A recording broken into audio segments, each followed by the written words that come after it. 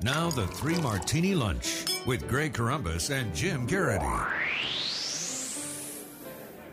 And welcome, everyone, to the Wednesday edition of the Three Martini Lunch, along with Jim Garrity of National Review. I'm Greg Corombos of Radio America. We've got good news, bad news, and crazy news for conservatives today, as usual. And, Jim, we were talking just yesterday about the number of Senate races that are really tight, right there within the margin of error, and Republicans in decent position to pick them up. One, of course, is Louisiana, and Bill Cassidy is right there neck and neck with Mary Landrieu. It'll probably end in a runoff. But what you talk about in the Morning Jolt today is that Bill Cassidy has found a good way to turn a national issue into a state and local issue. And the issue is the border and the number of illegals coming into this country and how little the administration is doing about it and how much the administration is doing to basically transplant those illegals into various communities around the country.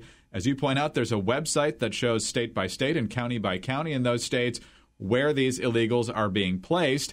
And Cassidy's done a good job of pointing out throughout Louisiana where those folks have been placed, nearly 1,300 of them. So what at one point seemed like this general crisis along the border, all of a sudden in Louisiana, which is not on the border, it becomes a very real issue. Yeah, there was a good quote from a Massachusetts sheriff who had said, "We are all border states now." That may seem hyperbolic, that the communities that are dealing with this are oftentimes very far from the border. And this idea that, it's something you can kind of tune out of your mind. Well, chances are, for a whole bunch of counties and a whole bunch of different states, the Department of Health and Human Services has released these unaccompanied kids to some sponsor. Now, I don't know if this means they have tracked down relatives in the states or what precisely they are. They were once in custody and now they're not. Supposedly, at some point in the future, they'll have some sort of hearing. But as we all know, the odds of you ever showing up to that hearing and or getting deported are fairly little. Cassidy does a nice job of pointing out, one, that this is not just a border state issue, but two, but with all these kids, as I kind of put in a subsequent post on Campaign Spot today, school districts are on the hook for educating those kids, or at least there's a memo coming from the Department of Justice and the Department of Education. Now, I quoted a lawyer who's from a lawyers group out of the mountain and west states. Says actually no, that's a misinterpretation of a Supreme Court statute or ruling. That, by golly, it's not discrimination to say we're not going to educate illegal, children who are here illegally because they're here illegally. Now, there are some communities where the school districts are just rolling in money and everything's hunky-dory and the streets are paved with gold and they have plenty of resources.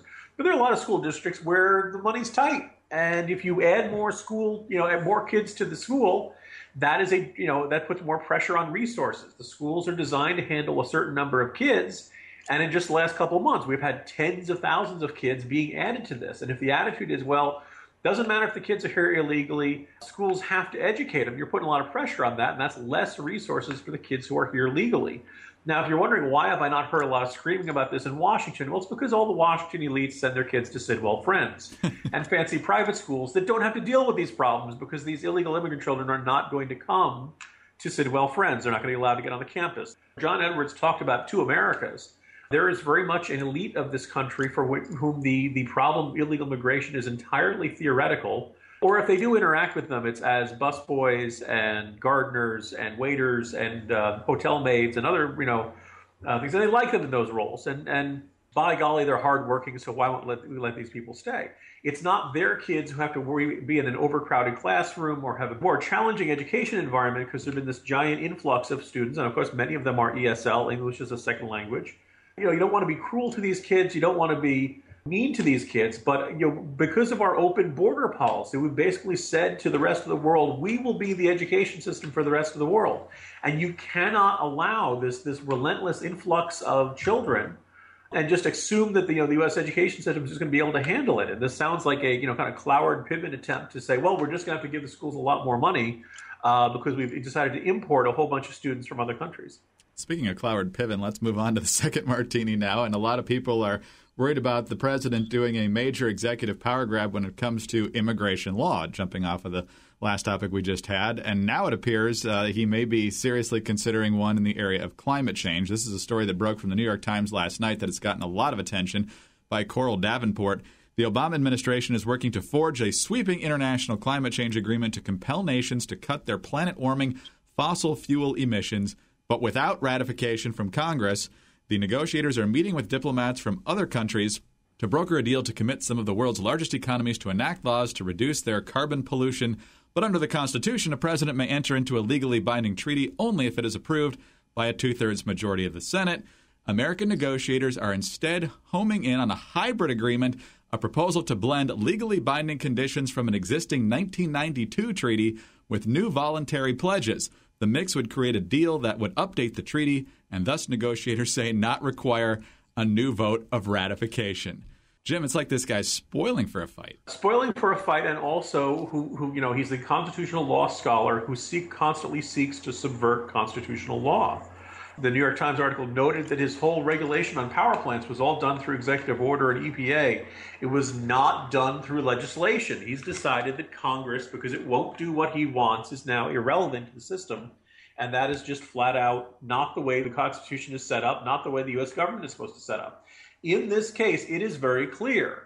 The Senate votes to ratify a treaty, or technically to vote on a resolution that ratifies the treaty. You can't say, well, but if the president really wants it, he can waive it. I guess I should mention this is part of his, powers as commander-in-chief. Maybe he'll try to assert that authority. What's fascinating is that the French ambassador to the United Nations for climate change says, we understand the problem with the Senate, so we're going to try to work around it. Like, the president and foreign leaders are basically saying, here's how we're going to work together to not require Congress to approve this, which is just like, it's entirely, the system is backwards. We really have a radical group in charge of the executive branch right now, in which their attitude is that they want to get what they want, and they don't care how they have to go about it. It's kind of fascinating the part you said there, where we passed a different treaty on the same topic back in 1992. Was that part of the Kyoto Treaty, by the way, Greg? I don't know if it was that or the Earth Summit. It didn't specify the article. Remember the Kyoto Treaty went down like 97-3 in the Senate, right? Yeah, it was overwhelming. I mean, it was like even back during the Clinton years, people go, Republicans used to be reasonable, but now they're these crazy right-wing radicals who insist the Constitution be followed. Back then, there were only a handful of Democrats who were willing to vote for this. Undoubtedly, the Democrats of today don't want to have to vote on things like this. They basically want these policy changes to go through without having to actually vote for them. And that's, a complete subversion of constitutional government, checks and balances, and the way our government was set up. What's kind of fascinating is Obama's doing this, everyone around him is doing this, and it seems that there's nobody really around him saying, hey guys, maybe we should just try to get, maybe we have to just see what we can get through the Senate, and if what we get through the Senate is watered down and not exactly what we want, well, that's the way the system works. Alternately, we can go to the American public and say, hey, all of you have to use a lot less energy and accept a much lower standard of living in order to save the climate. And some people may buy into that, but I think my guess is most people won't. And that's the way the cookie crumbles. In politics, you don't always get what you want. But clearly, Obama and his crew decided, well, we're just going to toss out the Constitution if it stands in the way of us getting what we want. All right, on to Martini number 3 now. And it was last Thursday, Jim, that Andrew Johnson and I talked about a new ad from Mark Pryor in which he actually touted his vote for Obamacare, although he didn't refer to it as Obamacare or even the Affordable Care Act in the ad. And so we were talking about, man, his internal poll numbers must be looking terrible if he's embracing Obamacare. This guy must be getting pretty desperate. Apparently, we didn't know the half of it last week. Here's the latest Mark Pryor ad.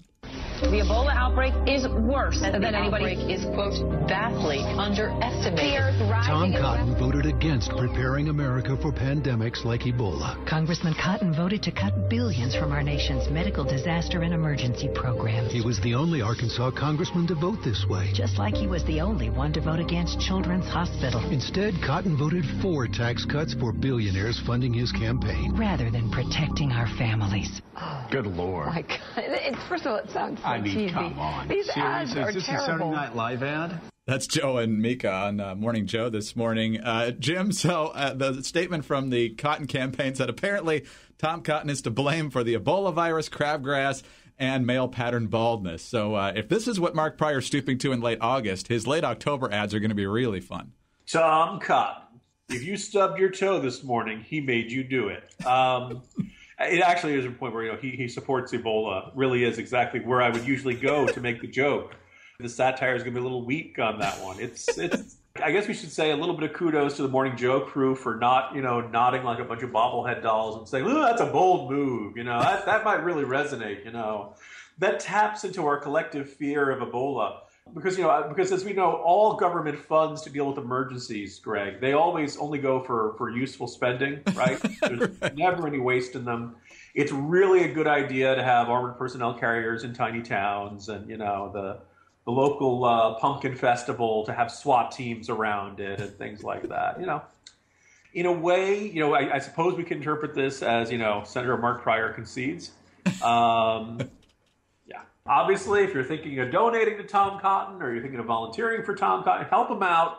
But this is a nice panic sign, not a sign of a confident campaign. On that bizarre note, Jim, we will talk to you on Tuesday. Have a great Labor Day weekend. See you Tuesday, Greg. Jim Garrity of National Review. I'm Greg Corombos from Radio America. Andrew Johnson will be in for Jim tomorrow. Join us then for the next 3 Martini Lunch.